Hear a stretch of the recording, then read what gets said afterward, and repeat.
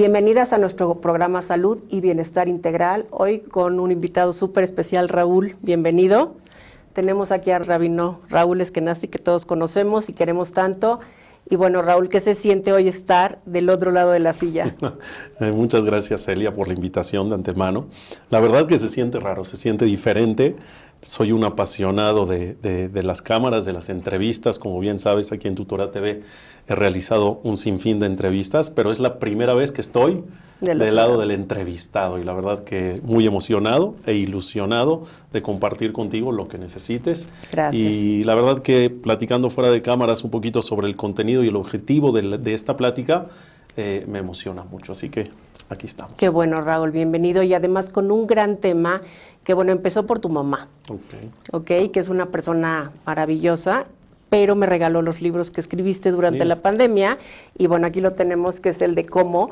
Y lo empecé a leer y me fui, pero luego me regresaba y volví a leer y lo empecé a leer uno por uno y lo disfruté, bueno, como pocos libros en mi vida, Raúl, de verdad, porque sé que eres igual que yo un apasionado del por qué, ¿no? ¿Por qué las cosas? Para entender las cosas en nuestro cerebro creo que tenemos que saber por qué y para qué, ¿no?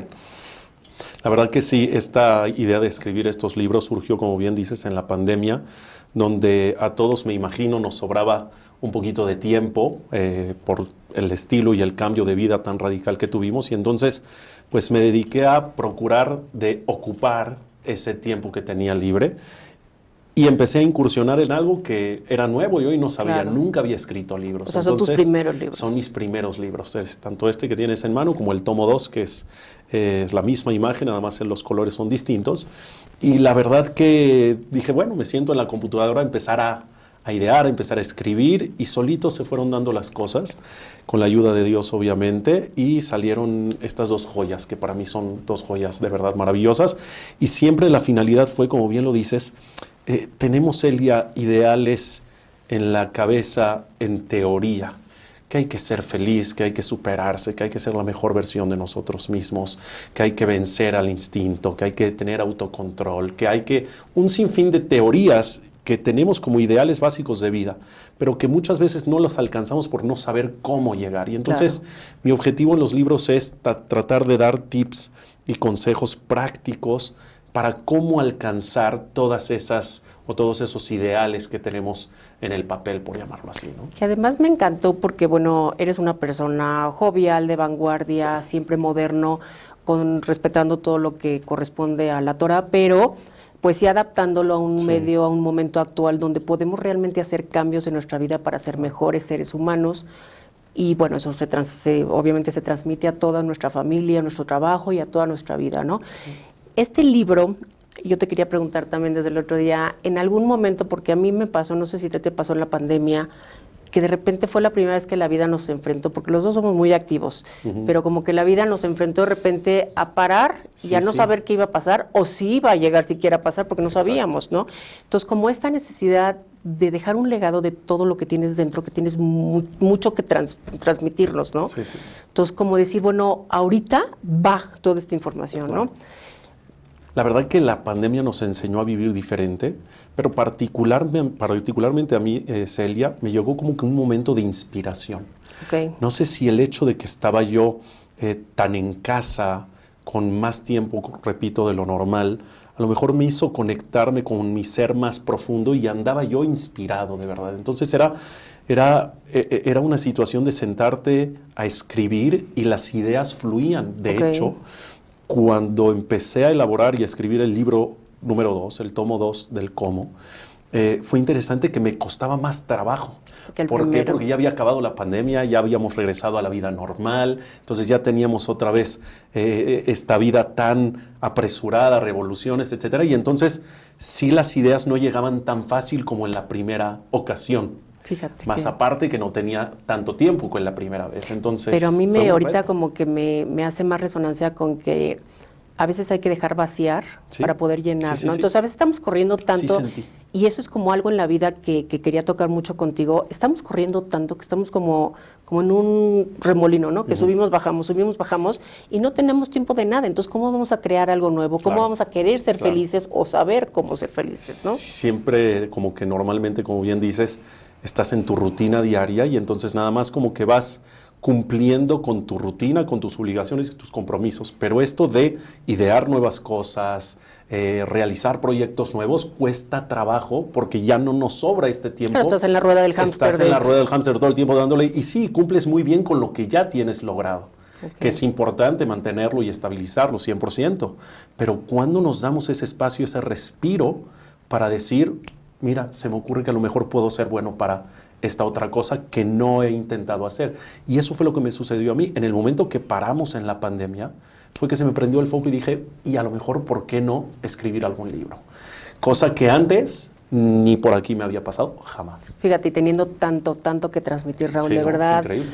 O sea, porque creo que eres un libro abierto de vida, ¿no? Entonces, cuando yo empiezo a ver este libro y veo el cómo, dije, ¿de qué será, no? Entonces empiezo a ver vivir al máximo, ser optimista, trascender, amar. Dije, bueno, esto es... Y visualmente, perdón que te interrumpa, es fresco, ¿no? Es fresco, es moderno, porque decías sobre mi personalidad, que la verdad que sí tienes toda la razón, soy una persona así como muy moderna, como muy actual, accesible, ¿no? Procuro que la gente, las personas que me siguen o que estoy en contacto con ellas se identifiquen conmigo.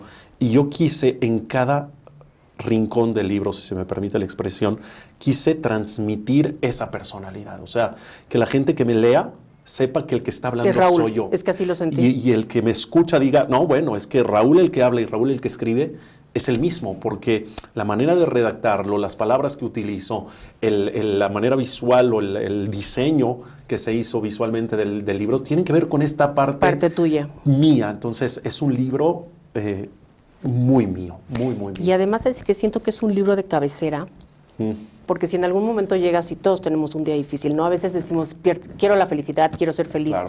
A ver, la felicidad es un camino y hay momentos felices en la vida, ¿no? Pero toda una vida al final, pues siempre te sirve tener soportes, ¿no? Entonces siento que es un libro de cabecera, que en algún momento que tengas duda, que tengas tristeza, lo abres ¿no? Y en el tema que necesitas. En el tema que necesitas y ves 2 hojas, porque cada tema son 2, 3 hojitas, que eso lo vuelve muy fácil. Y con letra grande se lo enseñó a mi mamá, me dijo, dije, espérame, porque primero me lo va a firmar.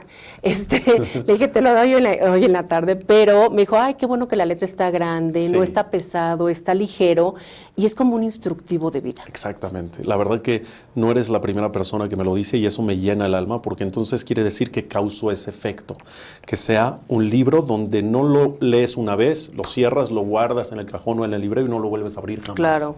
Yo quise que sea un libro de estos en los que puedas tener contacto con él de vez en cuando, donde, como bien dices, lo lees completo, ya lo leí, pero otra vez quiero volver a analizar este tema, pensarlo un poquito más profundo. Y entonces, al tú escuchar este tipo de comentarios, no de una persona, sino de varias, es lo que me llena el alma y el corazón de decir, está surgiendo el efecto que yo quería. Y yo creo que porque además lo hiciste desde tu más profunda humildad. Sí. Y desde tu más profundo amor, porque se transmite en cada hoja que vas leyendo, en cada frase que vas leyendo, se siente la verdadera luz del amor, ¿no? Que es la esencia del ser humano, ¿no? Y yo creo, se siente que con esa intención totalmente lo hiciste, ¿no? 100%. Déjame decirte que un libro, hacer un libro, ya que llevo 2 realizados y bueno, aquí les tengo la primicia, ya estoy en puerta del tercero, estamos escribiendo el tercero, que no tiene nada que ver con estos primeros 2 tomos, ese sí es un tomo diferente, un tema diferente, pero sí el esfuerzo, el sacrificio, el tiempo que le dedicas, desde el principio que empiezas a escribir la primera letra hasta que se termina empastando y formando el libro, verdad es un bebé, es un esfuerzo y un sacrificio tremendo. Termina la persona de verdad exhausto y desgastado, no físicamente nada más, sino de verdad de forma anímica porque te consume. Pero cuando tú escuchas comentarios como el que me haces favor de hacer, o gente que te encuentras en la calle, o personas que me mandan por WhatsApp, donde te bendicen por lo que les está ayudando este libro, dices, bueno, entonces todo vale la pena. Porque, como bien lo dices, con amor genuino y con humildad, el objetivo era tocar los corazones de los lectores. Entonces, yo creo que has tocado muchísimos corazones con este libro, ¿no? Y además, lo que también me gusta mucho es que, sin importar el nivel de religiosidad, o inclusive que digan que no creen en nada, aprendes a creer y aprendes a sentir, ¿no? Por lo fácil que está y porque además yo quisiera retar e invitar a todos los que dicen que no creen, que prueben pocas cositas de estos cambios de todos los días y como dicen, o sea, la mente no ve, el ojo no ve lo que la mente no sabe. Entonces tienes que entender lo que estás leyendo y lo que estás viviendo, por qué lo vas a hacer y para qué realmente surja un resultado ahí, ¿no? Sí, 100%. Tocaste un punto súper importante en la esencia del libro, porque quisimos hacer un libro de Torah que sea accesible para cualquier nivel de religión. Claro. Donde no tenga que ver que si soy muy religioso, entonces lo leo, y si no, entonces no es para mí, o viceversa. Es un libro que toda su sabiduría, llamémosle así, está basada en nuestra Torah, que es el legado más grande que tenemos en el judaísmo. Entonces, pero accesible a cualquier tipo de persona, es grandes, chicos, hombres, mujeres, religiosos, no religiosos, y me atrevo a decir judíos y no judíos. Y no judíos, también, te diría porque yo también. este libro ha llegado a manos de personas que conozco que no son judías y me lo han aplaudido muchísimo. Entonces, ese era uno de los objetivos principales, llegar a todas las personas y que les sea útil a todas las personas. Entonces, no era fácil el reto, pero creo que se logró. Yo creo que sí, porque además emana una fuerza desde su sencillez, que es donde dices, a veces no tienes que hacer un show para brillar, Exacto. ¿no? Entonces, precisamente lo que hablabas, que hay un capítulo de las estrellas, ¿no? Que habla de eso, ¿no? Que dices, necesitas ser tu propia luz. Entonces, sí siento que ahora estamos en un momento muy especial en la vida de la Tierra, de la humanidad, de las religiones, de todo, ¿no? Entonces, justo me gustó mucho, porque teniendo una cosa tan antigua como la Torah, que es milenaria, y hoy ves descubrimientos en neurociencias donde relacionan con la fe, y tú ves estudios donde antes de entrar al templo y al salir sacan sangre y bajan las toxinas de la sangre. ¡Wow! Sales y aumenta 17% el nivel de oxitocina por la fe. O sea, ya científicamente, a los que no creen, está comprobado que la fe, científicamente, algo que a nosotros nos regalaron hace muchísimos años, ¿no? Entonces dices, qué maravilla. Sucede algo con la fe, sucede algo con la espiritualidad, sucede algo cuando tienes esa conexión genuina con el Creador, ¿no? Entonces, genuina. Acabas de decir la palabra clave, Raúl. Yo creo que genuino es lo que todos tenemos que aprender a hacer. Sí. Ser nosotros mismos, dejar de confundirnos en querer ser como el de enfrente, ¿no? Sí. ¿Cómo nos cuesta trabajo, no? Muchísimo. Y además yo veo ahora tanta competencia. Y yo creo que son varios factores, pero hay tanta competencia, número uno, y por otro lado hay tanto vacío en lo propio, que esta combinación te hace dejar de ser tú, de ser auténtico genuinamente. Entonces sí, estamos en esta etapa de retos, de desafíos, o para poder vivir a plenitud. Totalmente, y además yo creo que vas a estar de acuerdo ahí, la respuesta está dentro. Sí, 100%. Dentro de cada uno de nosotros, para poderla proyectar a nuestras familias 100%. Y poderla transmitir a nuestros hijos. Es un buen momento para que los niños, los jóvenes, todos se contagien de esta energía, y estamos, creo que, en un momento donde todavía podemos cambiar cosas. Sí, es que tocaste el punto clave, porque dijiste los niños y los jóvenes, ¿no? Que creo que hoy son el reto a superar, y es lo que hay que trabajar muchísimo, porque les tocó vivir en una generación complicada. Entonces sí, claro, el reto para ellos es eso. Y aprovechando lo que mencionas, una de las cosas que a mí más me llena de haber escrito estos libros es que yo veo a mis hijos chiquitos de 7 años, de 10 años, cuando llego del CNIS a la casa en Shabbat, por ejemplo, del templo, llego en Shabbat a la casa, y los veo sentados en la sala, en vez de leer su libro de cuentos de Disneylandia o de lo que sea, y están con el libro abierto del Cómo de su papá, viendo y leyendo y entendiendo, porque después platico con ellos, les digo, a ver, ¿cuál te gustó? No, es que me gustó el de la salud, me gustó el de ser la mejor versión, me gustó el de la bondad. Entonces, te das cuenta que este tipo de energías, como bien decías, claro, puede ayudar a tener herramientas, por lo menos, para hacerle frente a los desafíos del hoy, ¿no? Sí, y además, como yo le llamo, es un instructivo de vida. Lo puedes tú llevar y platicar desde la edad de los niños, e irle subiendo el nivel que quieras a la persona que tenga maestría y doctorado, y son las mismas bases, ¿no? Sí.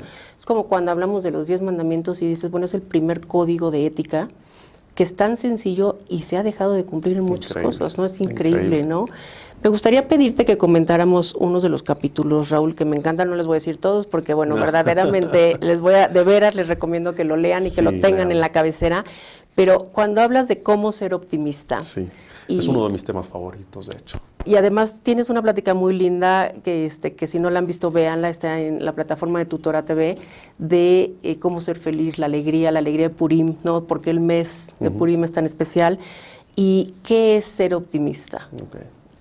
La verdad que yo lo que traté de plasmar en el libro, Celia, fue, como bien lo menciono ahí, que muchas veces acciones exteriores o prácticas exteriores pueden alimentar nuestra chispa interior. Entonces, por medio de llevar a cabo o tener actitudes y conductas externas, podemos encender esa chispa de optimismo que te abre muchísimas puertas. O sea, como tener rituales en tu vida, ¿no? Tener rituales o simplemente prácticas diarias que te alimenten el alma para poder ser positivo, optimista y sonreír a la vida, ¿no? Como el hecho de verte al espejo y verte bien, ¿no? Okay. Es una actitud externa, que a lo mejor muchos podrían tachar como vanidosa, claro que y no materialista, lo es. Que la verdad no lo es, porque mientras tú te sientas bien, cómodo, como te ves, cómo te vistes, cómo te arreglas, pues eso te hace fuerte, te envalentona, te hace sentir y salir a la calle ese día optimista y sonreír. Y así como eso, muchas cosas. La palabra, por ejemplo, hablo de la palabra también, de echarte porras a ti mismo, de decir, Raúl, tú puedes, eres un campeón, eres grande. Hablar con uno mismo, que poco lo hacemos. Poco. ¿No? Creo que es fundamental y la clave de ese ensayo, de ese tema, lo recuerdo perfecto, fue un versículo del rey Salomón, que está considerado como el hombre más sabio sobre la faz de la tierra, que dice, Kitov Ain Hu Yevorach.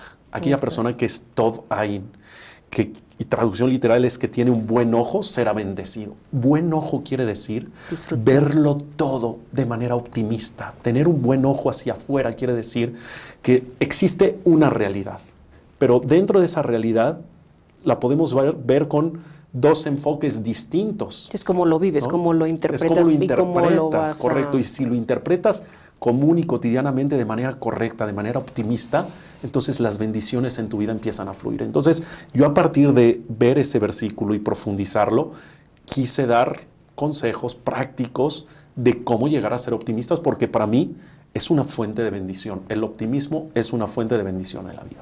Y es que es una llave, ¿no? Y volviendo otra vez a los estudios, para los un poco más escépticos, hay estudios hechos, medidos con cámaras especiales, donde a la molécula de agua, tú le estás hablando cosas feas y la molécula se arruga. Claro. Sí, sí. Le empiezas a cantar, a decir cosas bonitas, a reírte y se expande, ¿no? Las plantas, a mí luego se ríen que las plantas de mi consultorio todo el mundo dice, qué bonitas están. Pero es que yo cuando llego y abro, en lo que prendo luces y todo, a todas les platico, pongo a veces en la nave coaja así, y les encanta, o sea, sí les gusta, ¿no? Y viven eternamente. Viven, o sea, claro. quiero contarte una anécdota, por esto que mencionas, es de verdad interesantísimo. No es que seamos en mi casa apasionados de las orquídeas, pero tenemos muchas orquídeas en casa, que son una flor que me encanta y que no se muere rápido. Entonces, tenemos en casa varias, pero la principal, llamémosle así, la tenemos, no sé si se dice el trinchador, el buró que está al lado del comedor donde hacemos la cena de Shabbat, el desayuno de Shabbat, que para decirlo y dejarlo claro es la parte más espiritual, más sagrada de mi casa. Es el espacio más sagrado porque es donde convivimos en familia mucho, es donde hay abrazos, es donde hay cariño, es donde hay palabras de Torah, es donde hay el Kiddush, es donde mi esposa prende las velas de Shabbat, es donde cenamos la cena de Shabbat, se hacen las bendiciones, se hace el Birkat Hamazon, se hace la verajá de la Motzi. Es decir, de verdad, sin duda es el espacio más sagrado de mi casa. Y esa orquídea la tenemos ahí. Y tenemos otras orquídeas alrededor de la casa en otros espacios de la casa. Y esa está mejor que todas. Y esa está no nada más mejor que todas, sino que lleva 10 años, wow. 10 años o más, y sigue saliendo y sigue creciendo y no muere jamás. Y yo soy un convencido de que es la energía. De que es porque nutre o se nutre de la energía que hay en ese espacio. Y ahora que dices de las orquídeas, a mí también me encantan, y que somos el canal de la mujer. Es lo más parecido a una mujer. Es la flor más femenina, te voy a decir por qué. Porque dentro de lo delicada es muy fuerte. Es de las flores que más inclemencias del tiempo, de cambios, de cataclismos ha aguantado a lo largo de todos los cambios de la tierra y todo. Entonces, cuando me dicen, es que el judaísmo ve a la mujer frágil, no. es la orquídea del judaísmo. Claro. ¿No? La mujer es realmente la orquídea del judaísmo, la protege el judaísmo y muchas veces no conocemos cómo ve el judaísmo en realidad a la mujer, ¿no? Lo vemos de fuera y malinterpretamos y confundimos. De hecho, claro, hay un punto de que hay lo un tengo capítulo separado. que tiene que ver de cómo, ¿no? Claro, lo tienes ya separado. No podía no tenerlo en el canal de la mujer, ¿no? Okay. Pero definitivamente, entonces sí el optimismo. Me encanta la analogía de la orquídea con la mujer, está espectacular. Sí. Es que la fortaleza que tiene una orquídea y al mismo tiempo la delicadeza y la fragilidad y lo bonito, lo bello, la feminidad que tiene, que irradia, ¿no? Que es una maravilla. Claro, Entonces, claro. Y es bueno, para mí es mi flor favorita, pero es una belleza, ¿no? Y como dices, la capacidad de volver a dar, ¿no? Pero bueno, que te siga dando muchos años más, que quiere decir que tu casa está llena de energía bonita, ¿no? Entonces, sí el optimismo, hay que hablar, bueno, de la mente, de la palabra, de lo que hablas, de todo lo que estamos diciéndonos nosotros, porque te tienes que estar repitiendo todos los días que sí se puede. Que sí se puede. Todo esto que vemos hoy en las noticias, yo siempre les recomiendo quiten exceso de contaminación. Hay demasiada información basura. 100%. Y busquen poca y de calidad. Exactamente. ¿No? Porque sí es importante estar informado, ¿no? Estar actualizado en lo que está pasando en el mundo y en tu país y en tu colonia, etcétera. Pero como bien dices, a veces entra mucho más de lo que necesitamos. ¿Y cómo ser optimista? Claro. Cuando todo tu entorno te dice negativo. No hay para ser optimista. Entonces cuesta mucho trabajo cuando ves en las noticias cómo está el mundo, cuando ves en la televisión series que están basadas en la vida real y que no puedes dar crédito de lo que estás viendo. Claro. Y es entonces que dices, ¿cuál es la ilusión? ¿En qué mundo voy a vivir? ¿Qué mundo le voy a dejar a mis hijos a futuro? Y no, fuera de cámaras hablábamos de que los niños tienen que entender, Celia, que hay cosas rescatables y que hay por lo que vivir, por lo que luchar. Y eso simplemente te tiene que generar optimismo. Así es. Pero es muy complicado cuando todo te envuelve y es abrumador la parte negativa, ¿no? De que ahí con lo que dices me gustaría también que se formaran un autorreto, ¿no? Porque esto es de autoconciencia y de autodesarrollo. O sea, tiene uno que querer por uno y para uno, claro. ¿No? Que traten, yo he hecho los experimentos a veces con el tema y digo, si no escucho ni una noticia en 2-3 días, si hago mi tefilá, si me contacto en mis momentos, hago un poco de mindfulness, un poco de caminata, de ejercicio, de mis tiempos, todo fluye. Increíble. Es increíble cómo te das cuenta que todo va saliendo, la salud fluye, todo se va arreglando. Es diferente. No te alcanza el dinero, de repente llega, cosas que dices, hagan, de veras pruébenlo, porque sí hay cosas que cuando las vives dices, como un milagro, sí, son los milagros que nos regalan todos los días, ¿no? Y qué maravilla de estas últimas palabras que dices, porque eso comprueba claramente y testimonialmente, como bien lo dices, que lo has vivido, las palabras del rey Salomón, ¿sí? Donde dice, el que es optimista, le fluye la bendición, fluye, todo sale fácil. Sí. Es decir, es una realidad, de lo que está ahí es una realidad. Nos platicarías, porque hablabas en la de plática de Purim del tema de la gripa, ¿no? Porque la gripa viene de la misma raíz, ¿no? Sí, en hebreo quiere decir nozal quiere decir, viene de la palabra mazal, que mazal lo solemos traducir como suerte. Pero se me hace una traducción corta para lo potente y poderosa que es. Tiene que ver con fluido, que es cuando nos da gripa, es que los fluidos de la nariz no paran y por eso se llama así. Mazal quiere decir el fluido o el flujo de energía que existe y que emana desde Dios, se codifica a través de los astros para aterrizarla y llevarla a la práctica en la tierra, ¿no? Y yo siempre doy el ejemplo de que si tú, por ejemplo, quieres encender un foquito en tu casa, necesitas el switch. Necesitas el switch, pero ese switch, o sea, tú no puedes para encender el foco llevar la conexión de tu casa directo a la central o a la CFE, ¿no? Como se le conoce aquí en México, porque se explota, se tiene que ir codificando, se tiene que ir, no sé cómo se llaman estos transformadores, ¿no? Administrar las potencias para que al final a tu casa llegue una lucecita. Y eso es el Mazal. Nosotros nos podemos alimentar de la luz divina, de la luz de Dios. Pero si la conexión, vamos a decirlo así, es directa, no cabe en nosotros, explotaríamos. Entonces Dios hizo un sistema, cabalísticamente se dice que hay 310 mundos espirituales desde Dios hasta nosotros, y entonces Dios va transformando conforme pasa de uno al otro. Pero del 310 a la tierra, que es donde vivimos, es más complicado transformar, porque ya es de lo espiritual, de la dimensión espiritual a lo terrenal. Y es ahí donde están o juegan los mazalot, el mazal, los astros, que la gente lo conoce como suerte, repito, que es donde Dios transforma o codifica esa energía divina espiritual, ya transformada, ya diluida, llamémosle así, para encender este pedacito de alma que tienes adentro. Y ahí también entra el libre albedrío, Sí, obviamente, 100%. que es donde Dios nos da esta oportunidad de, pues de elegir, Sí, ¿no? sí, 100%. Y es cuando uno elige, y sí uno tiene el timón de nuestro destino en ese sentido, ¿no? Porque estamos, 100%. tenemos que buscar esta El opción. tema de los mazalot, de las energías, de los astros, no es un tema absoluto, sino son tendencias. Son tendencias que te marcan más para un lado que para el otro. Pero al final, la construcción de tu vida no depende de eso. La Fíjate. construcción de tu vida depende de tu elección, de tu libre albedrío. Y también en neurociencias se habla mucho de las trampas de vida, ¿no? Que son las mismas que tú te pasan, ¿no? Que de repente dices, es que siempre a mí me traen la comida al último en un restaurante y chin, te pasa.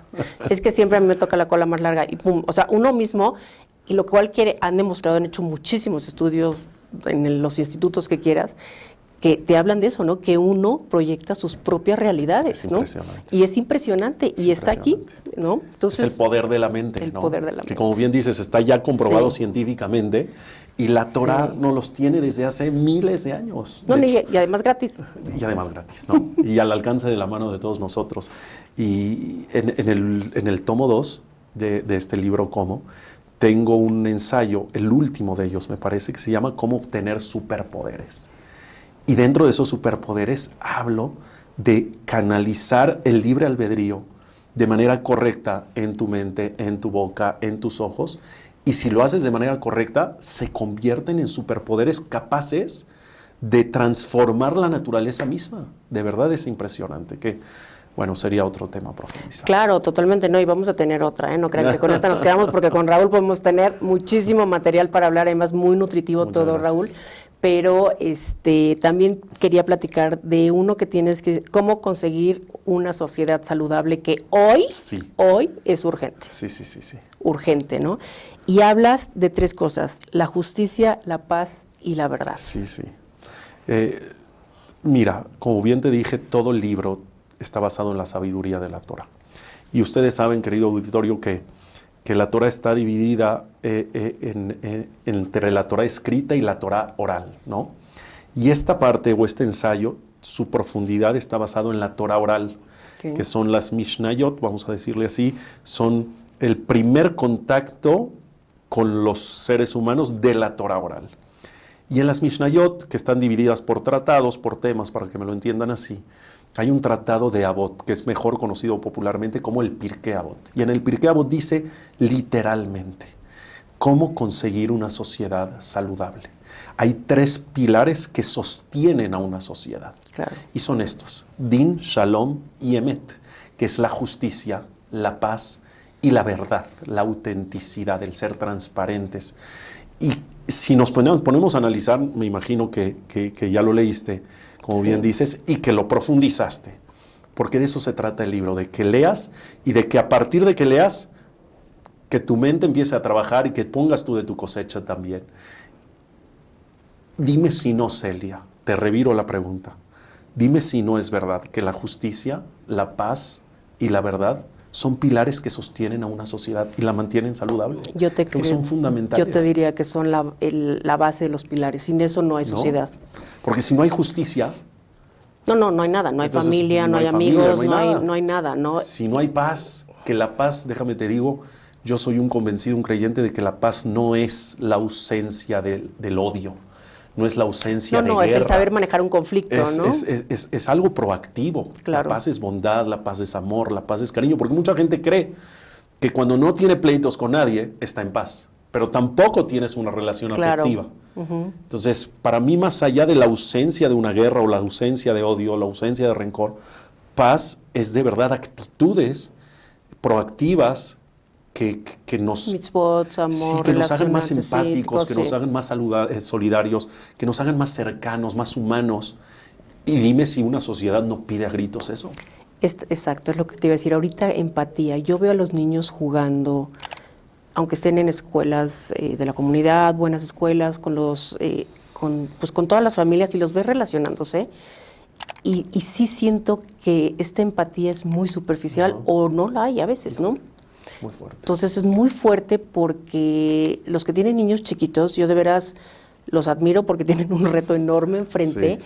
pero yo creo que hay que empezar por tener empatía con una planta, con un ser vivo, con Sí, sí. un animalito a veces, ¿no? Cosas que, a ver, ¿cómo te sentirías tú en los zapatos de, Claro. ¿no? Para empezar a ver estas interacciones y puedan realmente empezar a desarrollar una empatía desde la semillita de la casa, ¿no? Mira, es tan sabio lo que dices sobre la empatía, la solidaridad y todo, las relaciones, todo lo que nutre a las relaciones interpersonales, que justamente, digo, estamos ahorita en fechas que llevamos a cabo Homer. costumbres, ¿no? Estamos en la medio de la cuenta del Homer, por eso hoy no estoy tan galán, ¿no? Porque ando barbón, sin cortar el pelo, ya nos quedan unos cuantos días y ya estamos a punto de poder otra vez estar impecables. Pero justamente la Torá nos dice que toda esta tragedia y por la cual tenemos estas costumbres de duelo nacional es porque no tenían esa empatía unos con los otros. Claro. Literal. Y Dios dice, una humanidad así no funciona. Y además No es un funciona. mes, yo creo, de mucha reflexión, ¿no? Porque estamos buscando estos niveles donde vamos cada vez, pues, tratando de ascender más hasta llegar a un punto de una purificación y llegar a Shavuot, 100%. ¿no? Que es cuando nos entregan Llegas el al ascenso clímax de al la clímax de la Torah, espiritualidad, ¿no? ¿no? Entonces yo creo que todavía nos quedan unos días para poder reflexionar en qué queremos de nuestras vidas, hacia 100%. dónde queremos ir y qué queremos de nuestras familias y posteriormente, pues, de una sociedad, porque está formada 100%. por las familias, ¿no? Sí, sí. Ahora, muchas veces te dicen, bueno, una sociedad, o te dicen, a veces cuando dices, por ejemplo, ahorita de la paz, de todo lo que son las mitzvot, y dar por ejemplo, una sedacá, ¿no? Dicen, yo sé que tengo que dar el 10%, y sé que en automático me tiene que ir bien. No, ¿por qué quieres dar el 10%? Claro. No tienes que dar el 10%. Para que te regrese. Exacto, no lo das para que te regrese. Es porque quieres dar el afán de compartir y realmente del amor que te llena el dar, ¿no? Claro, O sea, a mí como me dicen, a ti te falta tener más para dar más, pero es que de verdad te da esta luz, ¿no? Sí, de 100%. la cara que estás viendo enfrente al que le estás 100%. ayudando, y si es en silencio, mejor, ¿no? Mejor Que ya todavía. más adelante lo hablaremos de las diferentes mitzvot, cómo las puedes hacer, ¿no? Pero es querer, 100%. elegir hacerlo, ¿no? Es que regresamos a la palabra que mencionaste antes, que le dimos al clavo, como se dice coloquialmente, es genuino. Es ¿no? genuino. Es genuino. Cuando la persona genuinamente por ayudar, ayuda, es cuando tiene valor. Cuando entonces das el diezmo porque sabes que la Torah dice que el que da el diezmo al final se enriquece, entonces deja de ser genuino. No quiere decir que no cuenta, pero no tiene el mismo valor, no nada más para Dios, sino en realidad para nutrirte a ti. Para ti. Porque yo creo, Celia, que No abona, ¿no? no abona a tu alma, no abona a tu crecimiento, a tu superación, al llenarte, al sentirte pleno. Yo sí creo que hemos estado acostumbrados durante gran parte de nuestras vidas a recibir. Y recibir, dicho sea de paso, se siente bonito. Sí, sí, y está ¿no? padre Se también. siente bien recibir, pero no podemos pretender una vida totalmente de recibir, sino que tenemos que también experimentar lo maravilloso que se siente dar, y que es mucho más grande lo que se siente dar a lo que se siente recibir, ¿no? Y yo siempre digo que por eso es más poderoso, no sé qué pienses tú, el amor de los padres a los hijos que de los hijos a los padres. Totalmente, ¿no? totalmente. Porque un hijo, ¿qué hace, Celia? Recibe. Se encarga de recibir, porque así es la naturaleza Es la de la luna, vida. la luna y recibe, ¿no? Y el padre, ¿qué hace? Y la madre, ¿qué hace? Dan. Y te llenas más al dar que al recibir. Esa es la realidad.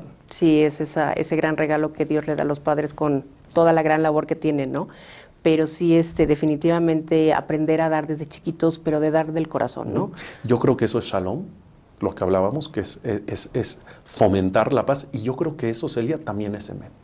Claro, también es verdad. También correcto. es verdad, porque cuando la persona entiende que esa es la verdad de la que habla también parte de la verdad, ser auténtico contigo mismo, ser transparente, ser genuino, otra vez la palabra. Y cuando tenemos esto, automáticamente automáticamente, quieras o no, tenemos una sociedad más saludable. Totalmente de acuerdo contigo y además en una empatía total con lo que nos estás diciendo.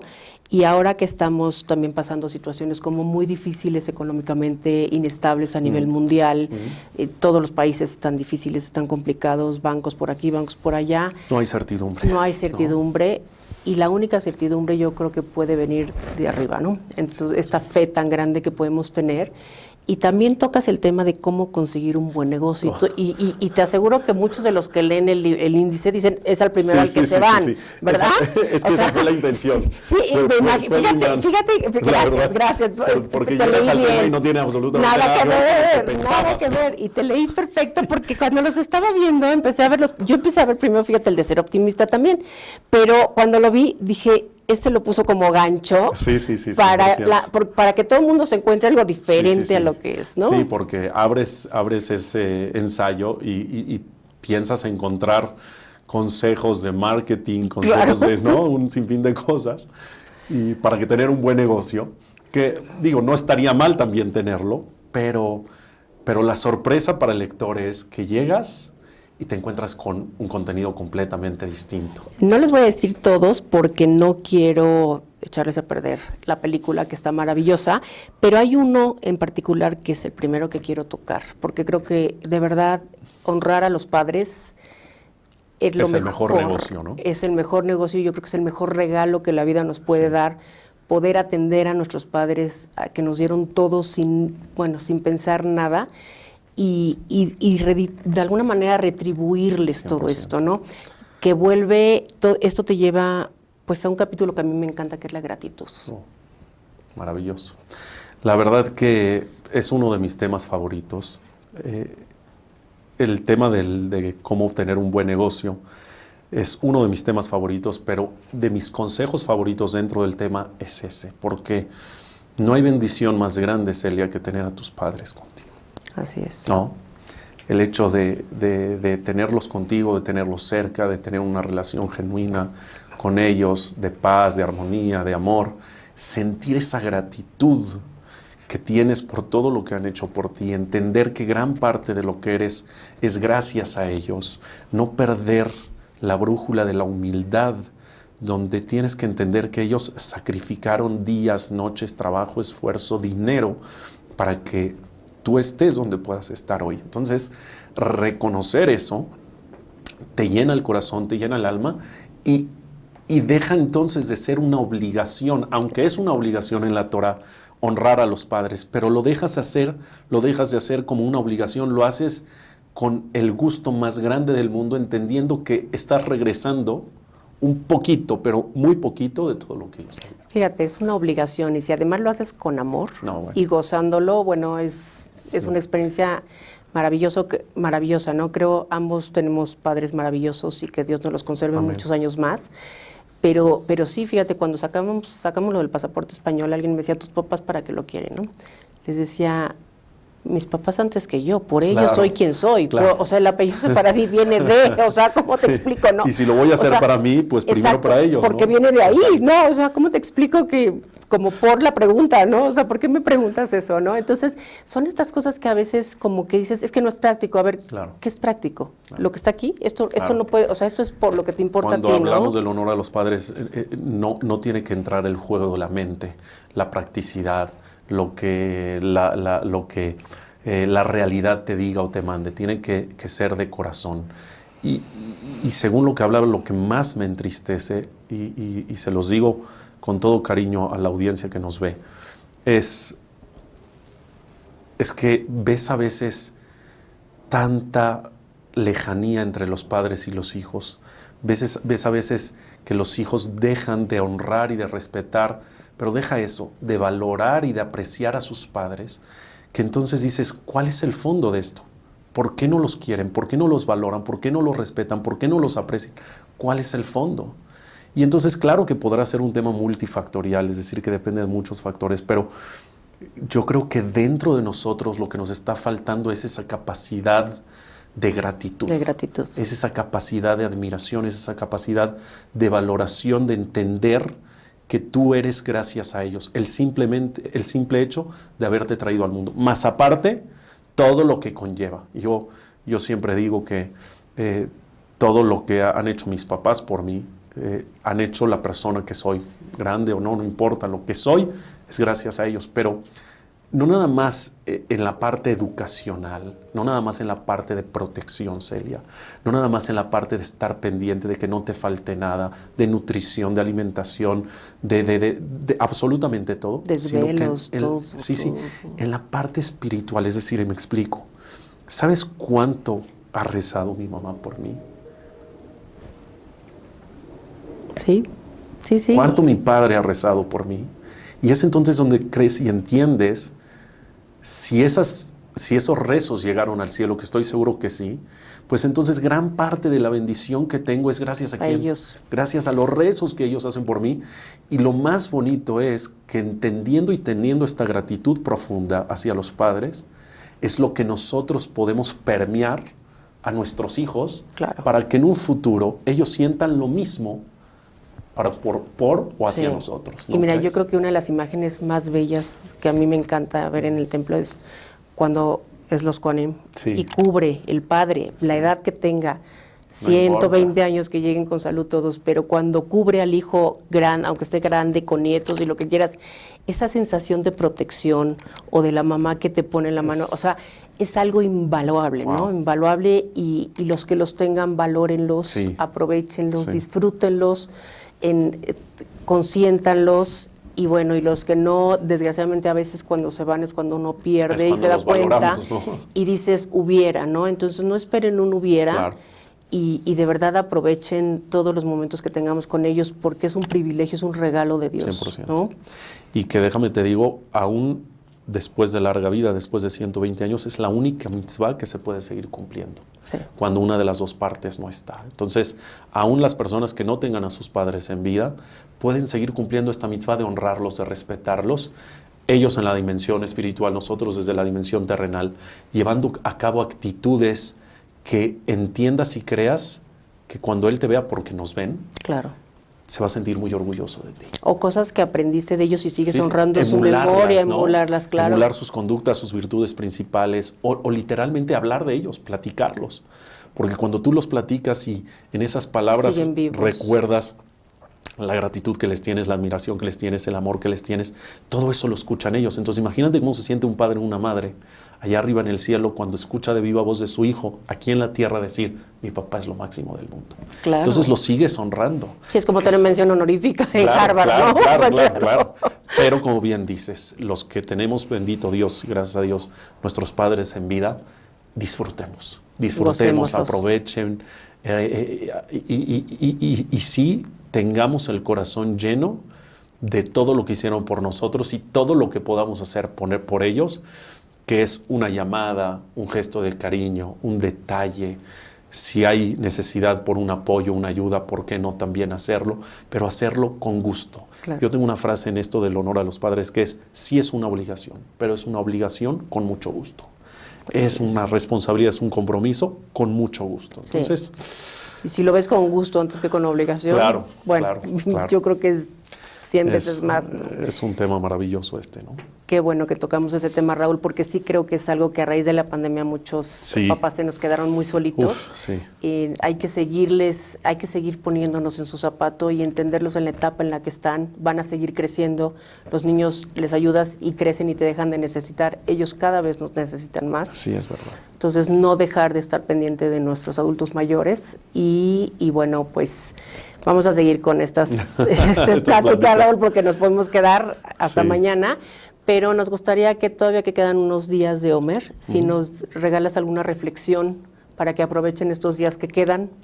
Sí, la verdad que la reflexión primaria que a mí me arrojan estos días de Omer, como bien los mencionaste, son días de reflexión profunda, es la siguiente. A mí me causa mucha controversia el hecho de que los jajamim, las personas que fallecieron en este lapso de 33 días, eran grandes jajamim, pero eran alumnos de Rabbi Akiva. Que Rabbi Akiva tenía como lema de vida amar al prójimo. Wow. Y Y entonces es donde yo no entiendo y donde me sorprendo mucho y digo, si tu rabino que todos los días se acerca contigo a transmitirte amar al prójimo, ¿cómo en lo primero que flaqueaste, cómo en lo primero que caíste, que te tropezaste es la falta de amor al prójimo? Es algo que no me entra en la cabeza. Hasta que hace unos años me encontré con una idea espectacular, donde encontré una parte del Talmud donde dice que Rabbi Akiva no solamente tenía el lema del amor al prójimo en la vida, sino también tenía otro lema que es muy importante, que es a lo que te dediques, sé el mejor. Okay. ¿No? Típico que los padres les decimos esto a nuestros hijos: yo te voy a apoyar en lo que decidas tú ser, pero te pido una cosa, ya lo que elijas ser, procura y trabaja para ser el mejor de todos. ¿Vas a ser rabino? Trabaja para ser el mejor rabino. ¿Vas a ser arquitecto? Trabaja para ser el mejor arquitecto que pueda ser. ¿Vas a ser bombero? Quiero que seas el mejor bombero de todos. Ese era otro de los lemas de Rabbi Akiva. Lo que sucedió fue eso, que esta ambición de crecimiento Perdió un poquito la... entre los 24,000 alumnos de querer ser el mejor fue a costillas del amor al prójimo. Wow. Y es que muchas veces, Celia, y este es el mensaje, muchas veces cuando el crecimiento y la superación personal no va aunado, ligado a la humildad, pues entonces ese crecimiento genera prepotencia, genera un trato déspota, genera faltas de respeto y entonces genera todo lo que tiene que ver con la falta de amor al prójimo. Soberbia. La soberbia. Y entonces fue lo que la Torah dice, que por falta de empatía, por falta de honor entre unos y otros, sucedió lo que sucedió. Que vuelves igual, falta de justicia, falta de verdad, falta de paz, que es lo mismo que estábamos... Entonces, sí, claro que es importante ambicionar, a crecer, a superarse, a ser el mejor, pero para que todo esto funcione en una sociedad, porque vivimos en una sociedad, no lo podemos evitar, para que todo esto funcione y sigas teniendo una sociedad saludable y tengas realmente relaciones interpersonales maravillosas y te llenes tú de ese ser que eres, necesitas tener ese crecimiento en comunidad, aunado a la humildad, para que esa humildad de no perder el piso, aún siendo el mejor o en camino para ser el mejor, sigas sintiéndote igual que los demás, los sigas respetando con la dignidad que merecen y entonces se pueda fomentar el amor al prójimo. No van peleados. Estos dos lemas de Rabbi Akiva tienen que ir de la mano. Cuando hay uno y no hay otro, es cuando el problema comienza. Increíble reflexión y gran consejo, Raúl, porque de veras a veces es difícil mantener, ¿no? Los pies en la tierra y que te jalen, ¿no? Que te estén jalando diciendo aquí estoy, ¿no? Mantenerte ahí, pero si logras, los grandes sabios, los más majestuosos, pues son los más humildes. Sí, sí, sí. Nada más mencionar al mismísimo Moshe Rabbeinu, ¿no? Líder por excelencia del pueblo de Israel, donde Dios subraya que no habrá y no hubo y no habrá un profeta más cercano a Dios que Moshe Rabbeinu. Eso lo confirma Dios. Claro. Así está escrito, Velokam Navi od que Moshe. No habrá un ser más cercano a Dios como Moshe. Pero ese ser tan cercano, tan elevado, el número uno, no puede entrar. Está escrito, Veaish Moshe Anav Meod Mikol Adam. Por otro lado, era el hombre más humilde, que tuvo aceptación a la voluntad de Dios, que entendía que tenía que trabajar como por los demás. Es decir, sí es verdad que el crecimiento y la superación es fundamental para la vida de la persona, pero también es verdad que la conducta universal aunada al crecimiento tiene que ser la humildad, no perder el piso. Muchísimas gracias, Raúl. Bueno, pues espero que les haya llenado el corazón como a mí esta plática, Raúl, y seguiremos con la siguiente entrevista porque tenemos mucho más que platicar. Muchas gracias a ti, Celia. Gracias por darme la oportunidad de estar de este lado de la entrevista. Gracias por interesarte en mis libros. Gracias por tomarte el tiempo en esta entrevista de profundizar y ahondar en varios de los ensayos, y yo feliz de la vida estaremos aquí nuevamente para platicar un poquito más de este y del tomo número 2, ¿te parece? Claro que sí, gracias. Gracias a ti.